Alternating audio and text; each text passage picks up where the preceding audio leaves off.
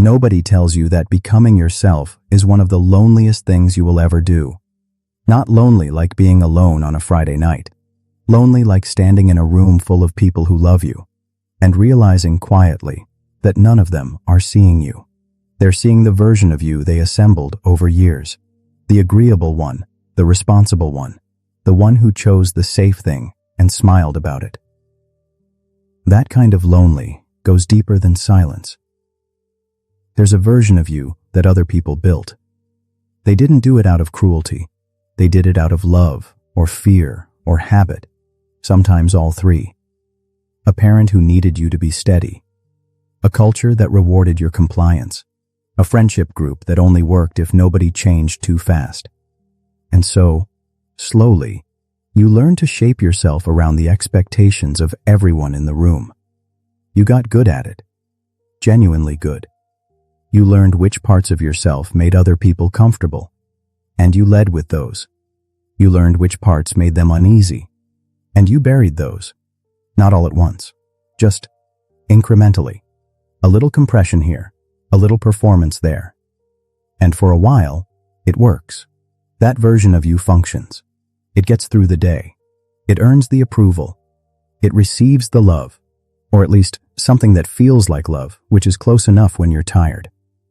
But somewhere underneath all that functioning, something keeps tapping. A quiet, persistent tapping, like something trapped in the walls of the house you built for other people to live in. You know the sound. You've been ignoring it. Imagine a woman, call her Riva, 26 years old, standing in her childhood bedroom on a Sunday evening, surrounded by trophies she never wanted to win. Swimming trophies, academic awards, a framed acceptance letter to a graduate program in a field she chose because it had a good job placement rate. Her M.O., there had cried, the good kind of crying, when that letter arrived. And Riva had held that moment, her mother's joy, like a warm stone in her chest. She told herself that feeling was enough. For 3 years, she told herself that. Then one Tuesday, nothing dramatic, no inciting incident. She's sitting in a seminar she's already read twice, listening to a professor explain something she doesn't care about at all. And she looks down at her hands, and she thinks, these hands have never once done what they actually wanted to do. Not once. She had a sketchbook at 13, filled it completely in one summer, drew every morning before school, every night before sleep. Her father found it, held it up, asked if she planned to starve. He was joking, mostly. She laughed. She put the sketchbook in a drawer. She never filled another one. So there she is, 26, standing in her childhood bedroom, and that drawer is still there, and inside it, dusty, with the spine slightly cracked, the sketchbook. She opens it, and she sits on the floor. And she doesn't cry exactly. It's more like something in her chest very quietly breaks open. Because the person in those pages is still her, still in there, still tapping. The question is no longer whether she knows who she is. The question is whether she has the nerve to choose it. Here's the thing. Nobody says out loud, becoming who you really are isn't an arrival. It's a demolition. People talk about self-discovery like it's a treasure hunt, like you're going to follow the right clues, read the right books, have the right conversation, and suddenly find yourself fully formed, finally complete, standing in golden light. That's not what it is.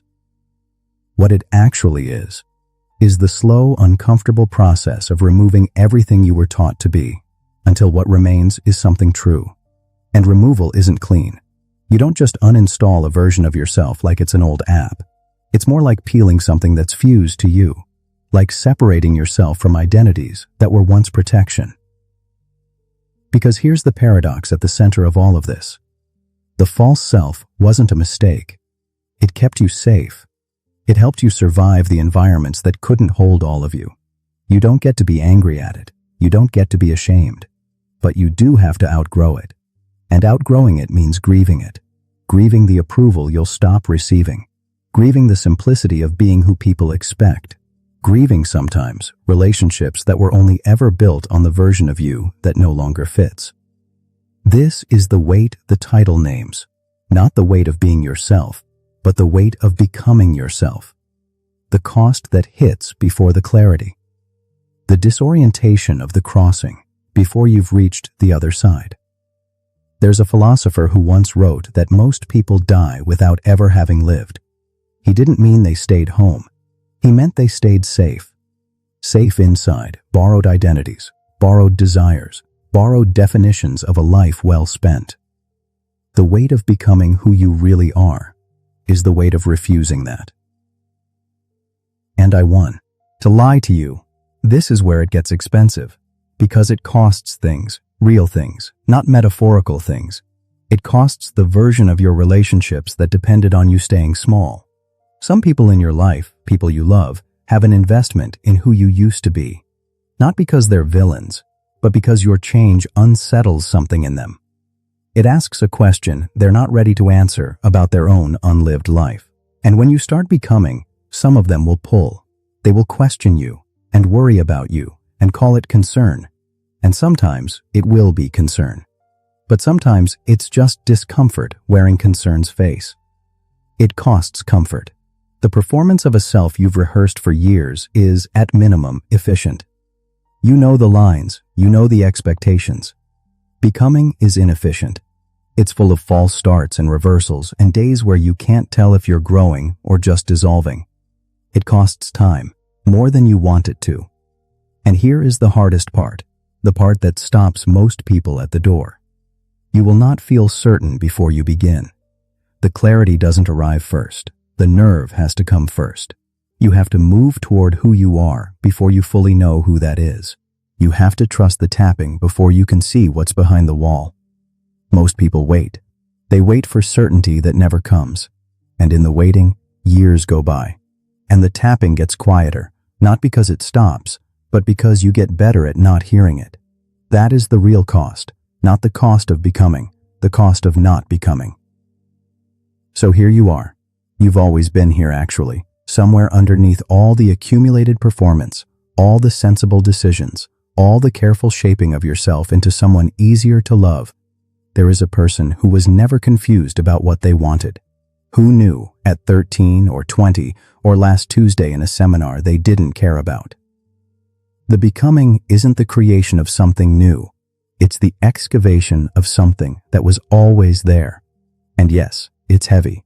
The weight is real. The cost is real. The loneliness of the crossing is real.